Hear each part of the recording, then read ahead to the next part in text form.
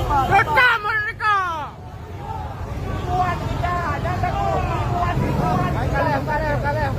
Rapat, rapat, rapat. Rapat. Merdeka. Merdeka. Merdeka. Merdeka. Allahu Akbar. Allahu Akbar. Merdeka.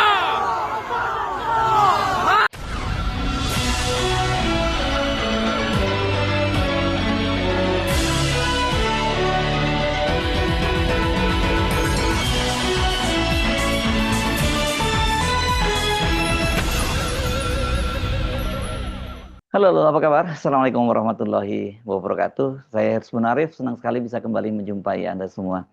Kontroversi pengibaran bendera bulan bintang yang identik dengan gerakan Aceh Merdeka atau GAM kembali mengguncang Aceh. Polemik ini bukan sekedar soal kain berwarna merah, hitam, dan putih, melainkan soal memori konflik, tafsir perdamaian, dan batas kewenangan negara pasca perjanjian Helsinki. Di tengah seruan DPR RI agar aparat menahan diri dan imbauan Gubernur Aceh Muzakir Manaf agar bendera Aceh tidak dikibarkan dulu karena belum ada persetujuan dari pemerintah pusat, peristiwa di lapangan justru menunjukkan bahwa simbol itu masih sangat mudah memicu eskalasi keamanan.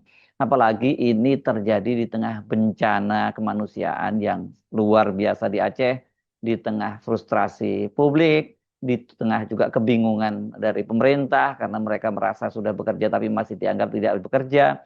Jadi banyak sekali konflik-konflik di lapangan yang kemudian kalau terjadi ada sesuatu yang kecil saja itu bisa menjadi penyebab sesuatu yang jauh lebih besar. Apalagi dalam soal ini di konteksnya adalah Aceh yang sekarang ini meskipun sudah mengalami perdamaian selama 20 tahun, tapi bayang-bayang untuk gerakan separatis itu kan dengan mudah itu dikait-kaitkan karena ini munculnya bendera gerakan Aceh Merdeka. Saya ajak Anda untuk melihat akar persoalannya. Ya ini kan sebenarnya bermula dari perjanjian Helsinki tahun 2005 ya. Tidak secara eksplisit memang di dalam perjanjian itu melarang pengibaran bendera gerakan Aceh Merdeka. Namun praktiknya itu dibatasi oleh hukum nasional Indonesia terutama terkait dengan simbol separatisme. Mari kita bahas apa itu MOU Helsinki, Memorandum of Understanding Helsinki pada tanggal 15 Agustus 2005 antara pemerintah RI dan Gerakan Aceh Merdeka. Memang kalau kita tengok di situ pasal-pasalnya tidak ada satu pasal pun yang secara tegas menyebut satu larangan mengibarkan bendera GAM atau larangan menggunakan simbol GAM secara umum. Yang diatur secara eksplisit justru adalah penghentian perjuangan bersenjata, pelucutan senjata GAM, integrasi mantan kombatan ke kehidupan sipil, dan pengaturan simbol Aceh secara resmi melalui mekanisme hukum nasional. Ini di sini nih mulai tafsir soal simbol ini ya yang kemudian menjadi sengketa. Simbol Aceh yang diakui oleh MOU Helsinki itu disebutkan bahwa Aceh berhak memiliki simbol daerah seperti bendera, lambang, dan lagu daerah. Tetapi nah, itu ada aturan lebih lanjutnya harus diatur melalui kanun peraturan daerah yang tidak boleh bertentangan dengan Negara Kesatuan Republik Indonesia. Inilah yang dasarnya kemudian muncul Kanun Aceh nomor 3 tahun 2013 tentang bendera dan lambang Aceh yang desainnya sangat mirip dengan bendera Gerakan Aceh Merdeka, merah, hitam, putih. Pada tahun 2013 ketika Dewan Perwakilan Rakyat Aceh DPRA bersama pemerintah Aceh mengesahkan Kanun Aceh nomor 3 tahun 2013 tentang bendera dan lambang Aceh. Sejak awal pembahasannya ini memang penuh kontroversi ya karena sejumlah pimpinan DPR Aceh secara terbuka mengakui bahwa bendera bulan bintang mengadopsi simbol yang selama konflik digunakan oleh Gerakan Aceh Merdeka.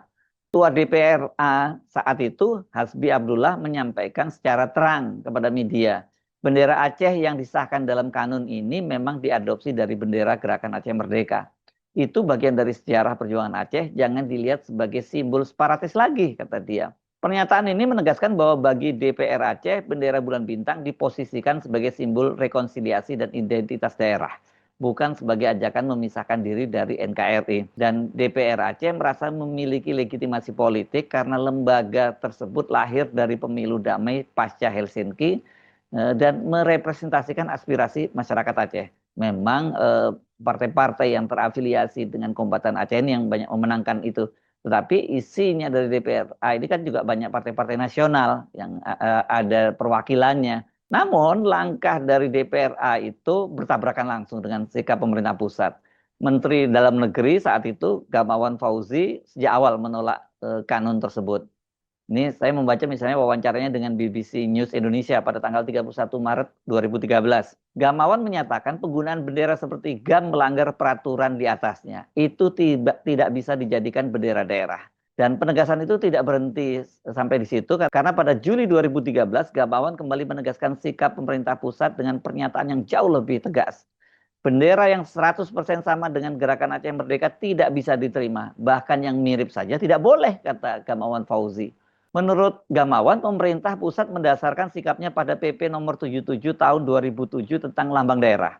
Serta pada semangat perjanjian Helsinki yang menurut tafsir pemerintah mengharuskan semua simbol konflik ditinggalkan, bukan malah dilembagakan. Situasi saat itu menegang karena DPRA ngotot, kemudian pemerintah pusat juga tetap pada pendiriannya, kemudian Kemendagri mengutus ini dua orang pejabatnya untuk melakukan dialog ke Banda Aceh, namun tidak pernah menemukan titik temu. Karena pada pertengahan 2013 itu Mendagri mengutus dua pejabat tinggi ke Aceh, yakni Suhajar Diantoro, saat itu Dirjen Kesatuan Bangsa dan Politik, Kesbangpol, dan Joherman Sajohan, Dirjen Otonomi Daerah.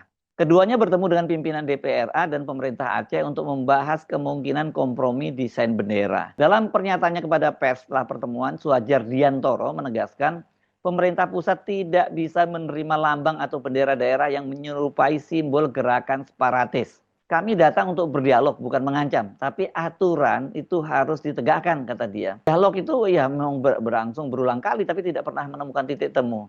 Pemerintah Aceh dan DPRA bersikukuh mempertahankan bulan bintang, sementara pemerintah pusat menolak segala bentuk kemiripan dengan simbol Gerakan Aceh Merdeka.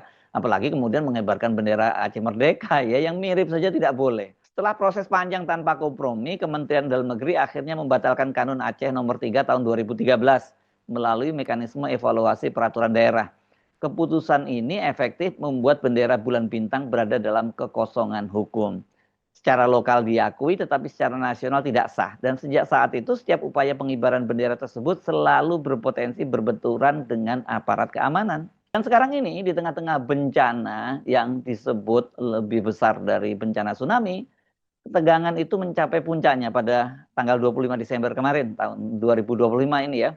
Ketika sekelompok massa membawa dan mengibarkan simbol GAM di Jalan Nasional Lintas Banda Aceh Medan, tempatnya di samping kandang Munasahmi, Kecamatan Muara II, Kota Lok Semawe.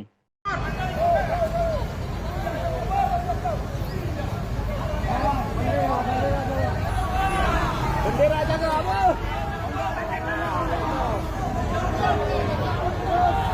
Tetap merdeka. Tetap merdeka.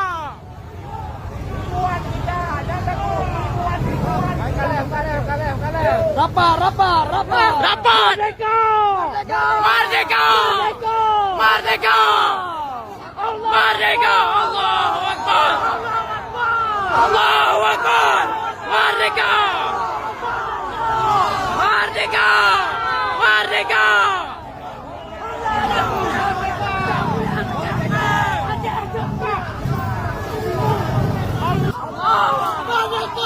Merdeka. Merdeka.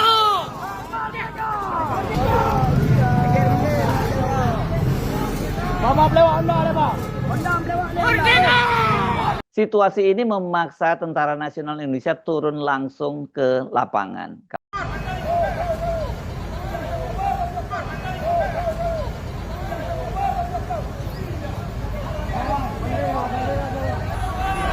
Bendera jaga apa?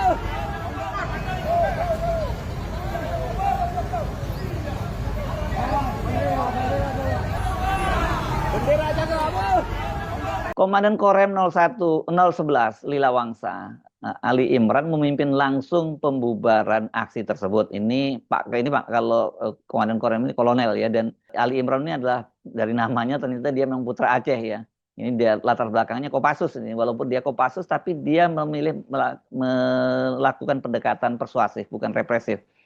Dia mendatangi langsung massa yang meneriakkan merdeka sambil membawa simbol GAM di pinggir jalan nasional yang sempat menyebabkan kemacetan dan mengganggu aktivitas warga. Di bawah kendali langsung ahli Imran, aparat TNI tidak menggunakan kekerasan. Ya, memang sempat sih terjadi di itu. Saya kira peristiwanya berbeda dengan dengan yang dilakukan oleh Komandan Korem itu. Memang sempat sebelumnya kan Anda juga melihat kan video bagaimana terjadi semacam baku pukul atau dipukul gitu ya. Dan itu memang sempat mengundang kekhawatiran. Spanduk dan kain umbul-umbul menyerupai bendera GAM itu kalau dalam yang dilakukan oleh Pak Komandan Korem ini, Pak Ali Imran ini, Kolonel Ali Imran, itu kemudian diserahkan secara sukarela oleh massa dan aksi puluhan orang itu akhirnya bisa dibubarkan tanpa korban. Berbeda sebelumnya ya, sampai ada pemukulan dan sebagainya. Dan memang ada disita senjata api dan juga senjata tajam yang dibawa oleh seorang yang hadir di situ, seorang warga ya. Nah, pendekatan seperti ini yang dilakukan oleh Pak Danrem dengan yang secara persuasif dan kemudian mendapat dukungan masyarakat sekitar ini, ya ini tepat dan proporsional. Namun tadi itu ya di tengah pembubaran aksi ada prajurit itu kemudian menemukan seorang pria ini yang diduga sebagai provokator dan itu ditemukan tadi senjata api jenis pistol ini dan senjata tajam berupa pisau rincong. Ya, kalau di Aceh memang orang menggunakan rencong ya. Pria tersebut sebelumnya sempat meneriakkan ajakan melawan aparat dan mencoba melarikan diri saat didekati. Berkat bantuan warga setempat, dia berhasil ditangkap dan kemudian diserahkan kepada kepolisian bersama barang bukti berupa senjata yang berbahaya. Temuan ini menunjukkan bahwa isu bendera bukan sekedar simbolik, tapi memiliki potensi eskalasi kekerasan nyata jika tidak ditangani dengan sangat hati-hati. Apalagi memang kalau ada indikasi mereka yang memprovokasi untuk melakukan kekerasan. Perdamaian di Aceh ini bukan hanya soal senjata yang diletakkan, tapi juga janji yang harus dijaga. Perjanjian Helsinki mengakhiri perang, tetapi tidak pernah benar-benar menuntaskan konflik simbolik. Ketika negara membiarkan persoalan simbol Aceh menggantung tanpa penyelesaian politik yang adil, maka setiap bendera yang dikibarkan akan selalu berpotensi menjadi percikan konflik baru. Ini soal yang bolak-balik, ini saya mesti nyatakan ini harus hati-hati betul menangani apa yang terjadi di Aceh ini ya, karena bagaimanapun juga situasi di Aceh harus itu beda dengan daerah-daerah lain. Kalau daerah lain mungkin muncul ketidakpuasan di tengah bencana ini, ya itu paling bisa berupa kemarahan, biasa saja kemarahan terhadap pemerintah, kemarahan pada aparat. Tapi kalau di Aceh yang punya memori kolektif tentang pergolakan, dan ini pergolakannya berlangsung panjang sejak tahun 1950 dan kemudian berlanjut pada tahun 70-an yang dipicu oleh ketidakpuasan terhadap pemerintahan pusat, ini ketidakpuasan semacam ini kalau tidak ditangani secara hati-hati, ini bisa menimbulkan benih-benih baru gerakan separatisme.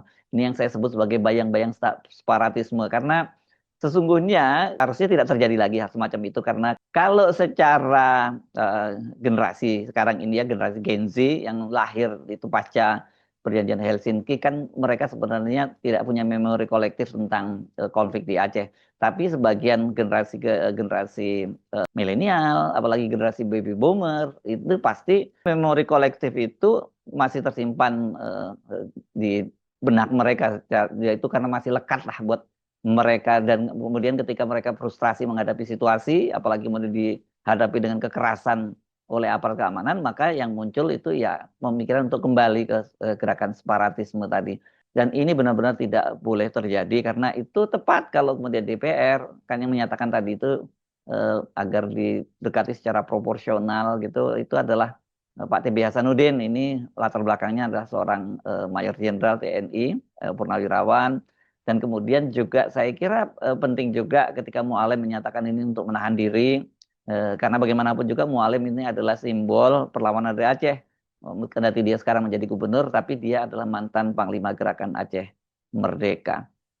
Saya Hersbun Arif, sampai jumpa lagi. Wassalamualaikum warahmatullahi wabarakatuh.